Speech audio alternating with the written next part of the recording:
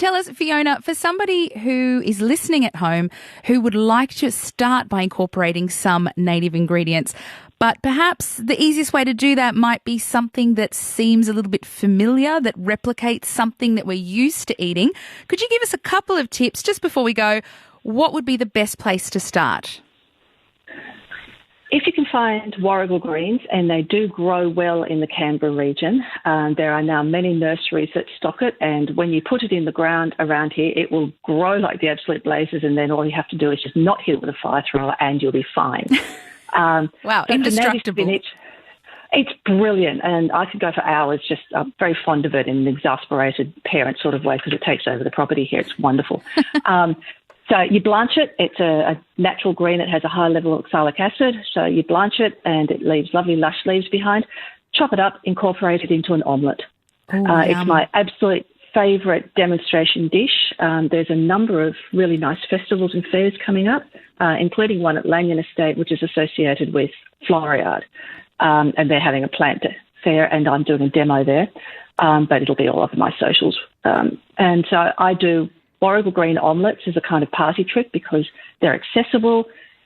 People are familiar with omelettes, but sometimes people actually don't know how to make a nice omelette, and I've rather specialised in them. So I managed to demonstrate two things.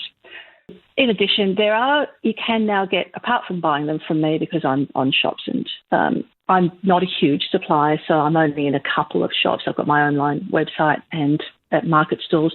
But if you go to the Parliamentary Triangle and go to places like the Botanic Gardens, the National Gallery, those places like that, there are specialist suppliers there, and you can get lemon myrtle fairly easily, pepperberry, wattle seed. That's what I call kind of the holy trio because they're delicious, they're easily used, but the flavour is unique. And you take about a teaspoon and you sprinkle it on stuff. Pepperberry is hotter than black pepper, rounder, lovely berry aftertaste. Use it instead of black pepper, but also pair it with chocolate in various things. Yum. It's great. Oh, it's fantastic. Lemon myrtle, really rich lemony scent. Very little flavour, in fact. People don't realise it. It's like bay. It adds scent, which gets incorporated in sweet or savoury dishes. So you can sprinkle that on the omelette as well, but also great in meringues and sweet cooking. And then wattle seed, coffee chocolate hazelnut flavour, rich and round. Find a coarse grind and make it into a hot drink. So it actually can substitute for coffee. It is absolutely brilliant. No caffeine, protein rich, healthy coffee substitute. But also add it into baking. It makes an absolutely brilliant bread.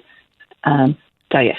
Well, I think you've given us some really wonderful ones to think about. So just to repeat, if you've just joined us on Saturday Breakfast, the top tips for incorporating native ingredients from Fiona Porteous, my guest, is to try warrigal greens, pepperberry, lemon myrtle and wattle seed. Have I got them right, Fiona? That's correct. Absolutely brilliant. Fiona, thank you for your time this morning. And I do hope one day you'll join me on Saturday Kitchen with some more in-depth recipes for using these natives in our cooking. I would love to. Oh, brilliant, Fiona. Thanks so much for your time this morning. Thank you.